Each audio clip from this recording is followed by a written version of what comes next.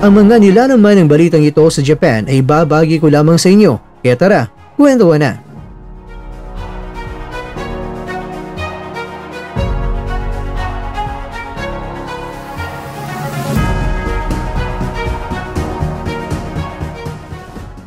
Muling nabuhay sa Pilipinas ang matagal nang inaasam na ideya ng laban sa pagitan nila ni Naoya Monster Inoue at ang dating 3-Division World Champion na si John Riel Casimero sa kabila ng mga nakaraang kontrobersiya at pagkakamali, lalo na ang paulit-ulit na overweight issue na nagdulot ng pagbabawal sa kanya na lumaban sa Japan mula noong October 2024. Pero sa ngayon mga kwento ay tila ba may bagong pinto ang bumukas para sa problem child kung itinuturing ng mga Hapon si Casimero sa boxing. Ito ay matapos pumirma si Casimero ng eksklusibong kontrata sa 3-150 Losh Bumo na pinamunuan ng dating world champion na si Koki Kameda. Kasama rin dito ang former 2-Division World Champion ng Mexico na si Luis Neri sa ilalim na isang joint promotional deal. Isang hakbang na nakikita ang maaring magbigay muli ng sigla sa karera ni Casimero. Ayon sa The Manila Times, may tuturing itong muling pagkakataon para kay Casimero na may salba ang kanyang karera at may pakita na siya ay handa ng maging mas disiplinado sa kabila ng kanyang suspensyon. Nananatili ang posibilidad na may tulak ang laban kontra kay Inoue depende sa magiging resulta ng kanyang mga susunod na mga laban. Marami tagahanga ang umaasa na harapin niya itong si Neri sapagkat naniniwala silang magiging magandang hakbang ito upang patunayan na kaya niya higitan ang ipinakitang performance ni Inoue laban sa parehong kalaban. Kapag nagawa niya ito, malaki ang posibilidad na muling sumiklab ang interes ng publiko sa Japan na maaring magbukas ng pinto para sa isang mega fight laban sa Monster. Gayunpaman, malinaw din ang babala ng media. Si Casimero ay dapat ng tuluyang magbago. Mismong si Inoue ay hayagang nagpahayag ng pagkadismaya sa pagiging hindi profesional ni Casimero na anya'y naging dahilan kung bakit tumayo ang kampo ng Hapon sa ideya ng kanilang laban. Teka, nako ngayon, higit kailanman, kailangang patunayan ni Casimero na kaya niyang iwan ang kanyang dating imahe at yakapin ang disiplina na hinihingi ng isang elite fighter. Ang laban ng kanyang kakarapin hindi lamang pisikal, kundi emosyonal at profesional. Isang pagsubok kung kaya pa ba niyang bumangon mula sa kanyang pagkakadapa.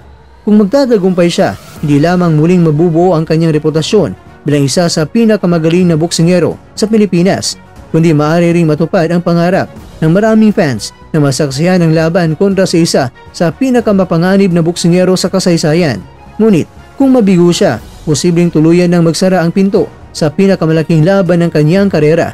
Sa ngayon mga kwento, hawak ni John Riel Casimero ang pagkakataon, ngunit nasa kanya yan kung paano niya ito gagamitin at kung siya ba'y tunay na nagbago para sa ikalawang yugto ng kanyang makulay, ngunit puno ng pagsubok na karera.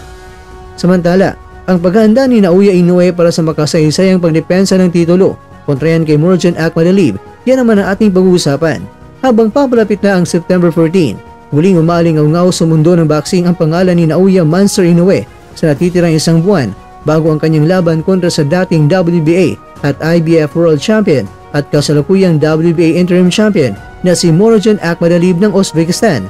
Ipinakita ni Inoue ang kanyang kahangahangang kondisyon sa isang larawang ibinahagi ni Iwashi, ang kanyang trainer at promoter.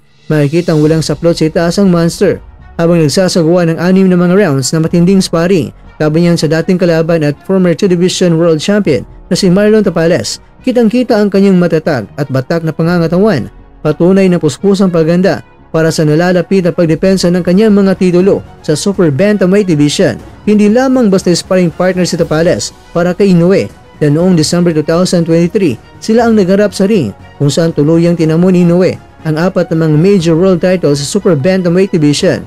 Bukod pa rito, malagang aspeto para sa preparasyon ni Inoue ang estilo ni Tapales na kaliwete at may matibay na depensa katulad ni Akhmadalib na kanyang susunod na makakatunggali. Sa mga nakarang linggo, naging masinsinan din ang ensayo ng kampo ni Inoue, kabilang na ang out-gym training sa Tikan Boxing Gym kung saan kaharap niya ang ilang kampiyon sa magkalapit na timbang. Samantala, hindi rin nagpapahuli si Akhmadalib sa kanyang paghahanda. Ayon sa kanyang social media post, abala siya sa araw-araw na physical training, sparring at paghasa ng kanyang mga teknik. Ang parehong kampo ay nagpapakita ng determinasyon at malinaw na magiging mahigpit ang sagupan. Para kay Inoue, ito raw ang pinakamalaking pagsubok ng kanyang karera, isang laban na susukat hindi lamang sa kanyang lakas, kundi sa kanyang kakayahang magpanatili ng galing laban sa isa sa pinakamahusay na madirigmang kanyang makakaharap.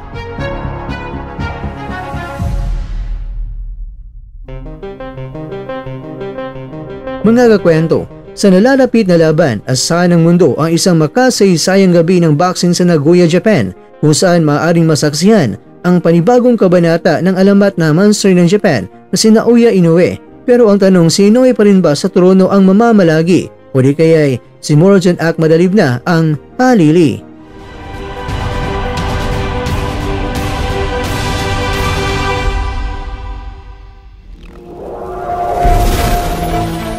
At dyan, nagtatapos ang ating kwento.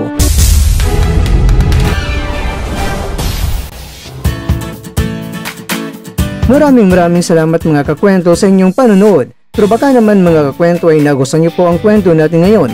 Baka pwede niyo po akong mabigyan dyan ng like, subscribe at pa-click na rin sa bell button.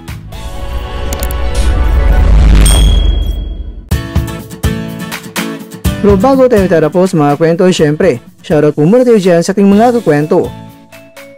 Kay kakwentong Jason Omega, kay kakwentong Kiko YouTube TV, kay kakwentong Nicolas de los Reyes, at kakwentong nanonood ngayon, shoutout siyo dyan. Bueno, hanggang dito na po muna ang ating kwentuhan. At abangan na po ating susunod na video.